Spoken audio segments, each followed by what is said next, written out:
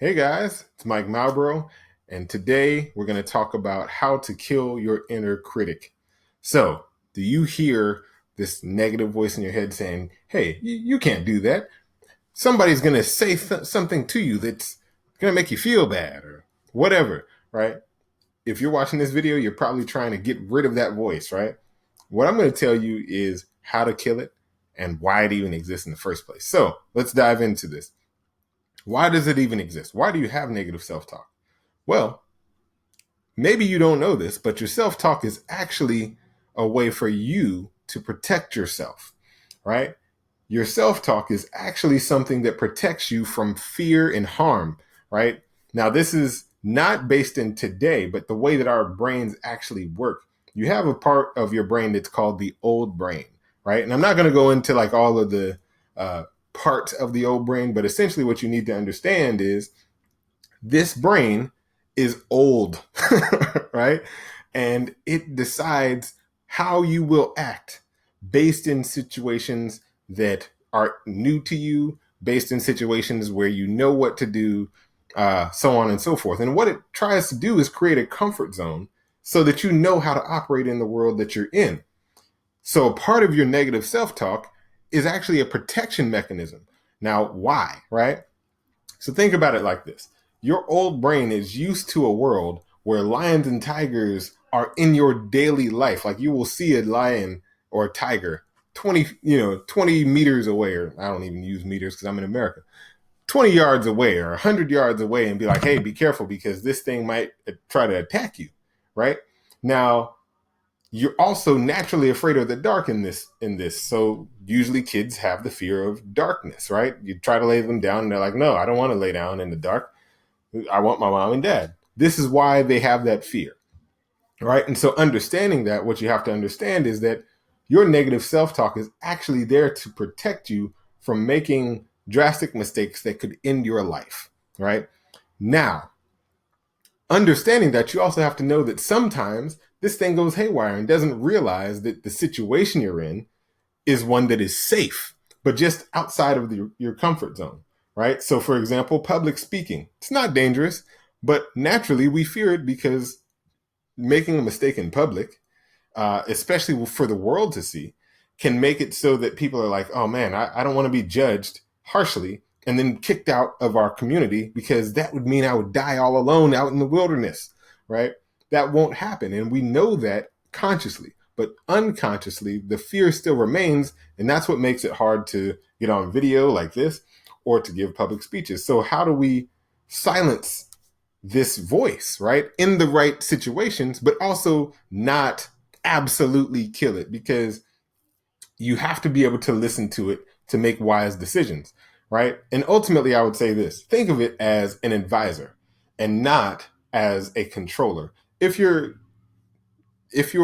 inner critic is what is guiding you, right, and says, "Hey, maybe you shouldn't do this," right, and it actually is dangerous, you want that to be something that happens. So don't look at it as something to get rid of or to kill. Look at it as something that is just saying, like, "Hey, maybe you should try this." Or maybe this isn't a good idea. And you can say, okay, thanks, but I'm going to do what I want to do, right?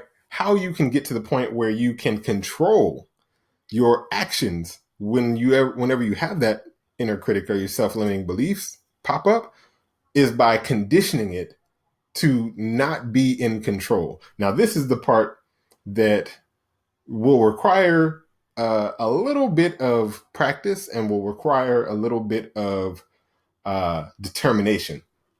So how I did it, right, is by doing something hard that I don't want to do, but that obviously isn't dangerous. So, for example, for me, what that ended up being was going to the gym at 5 in the morning every morning for years, right? So the reason why that worked for me is multiple things, right? So number one, you're waking up at 5 in the morning. Now, almost no one wants to do anything at 5 in the morning except for roll over and get more comfortable in bed, right?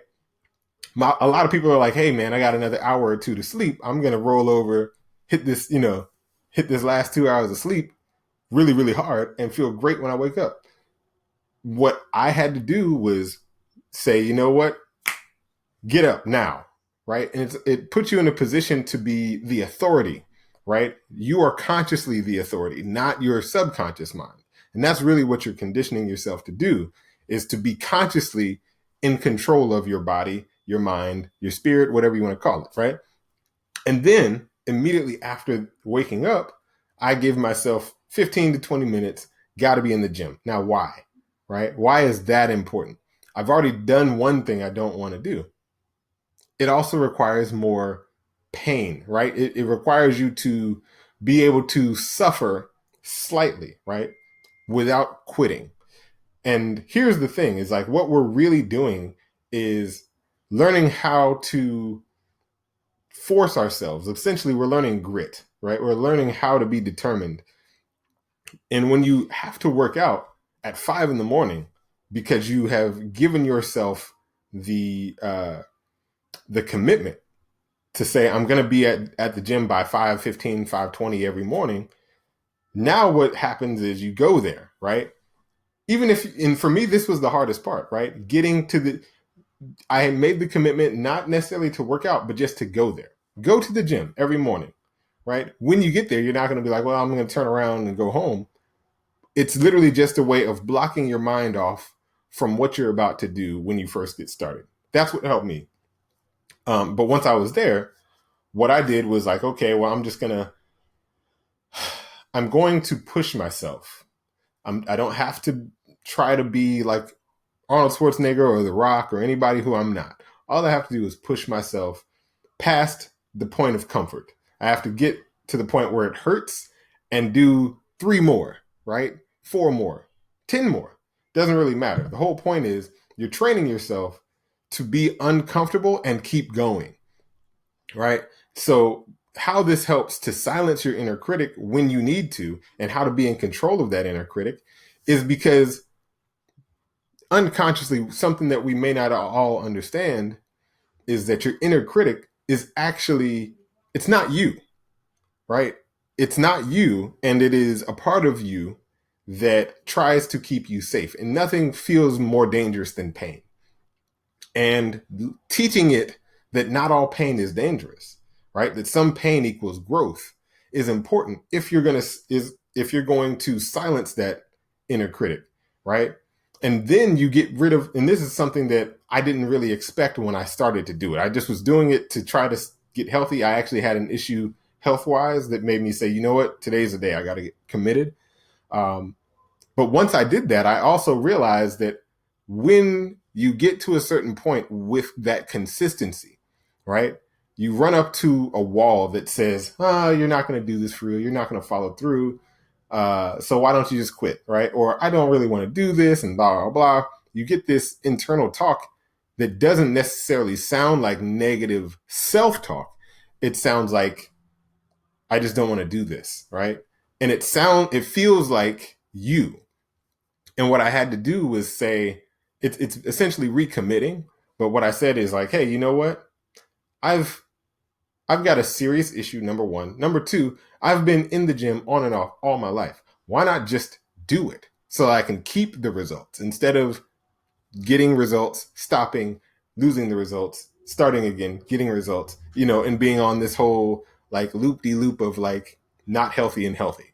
Why not just keep going, get all of the results, and then keep the results, right? And that kind of was just a shift in my self-image that made me start to see myself as someone who is healthy, not trying to reach a goal, but I am healthy. And when I shifted my self-image, literally instantly, everything about my inner critic stopped in that area. Everything about that inner critic stopped in that area. And not just that, once I developed determination, grit, whatever you want to call it, and I developed that, I don't know what else to call it other than discipline, to be able to go through a little bit of discomfort, right?